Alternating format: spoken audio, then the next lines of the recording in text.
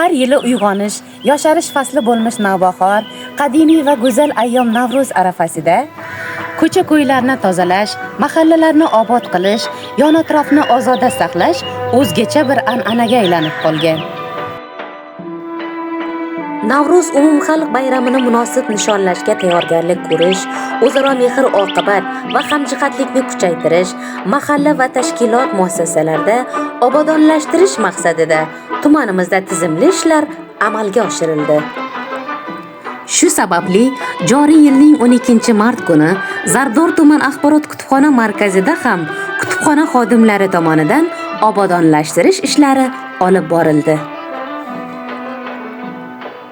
Azaldan xalqimiz hayotida atrof muhitni obodonlashtirish va ko'kalamzorlashtirish ishlari alohida ahamiyat kasb etuvchi tadbir hisoblanadi.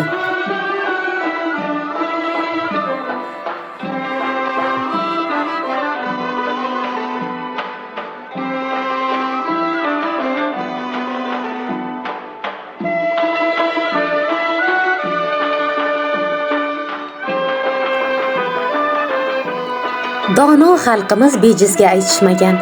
Obodlik, yaratuvchanlik ishlari mehr-oqibat va hamjihatlik muhitini yanada mustahkamlashga xizmat qiladi.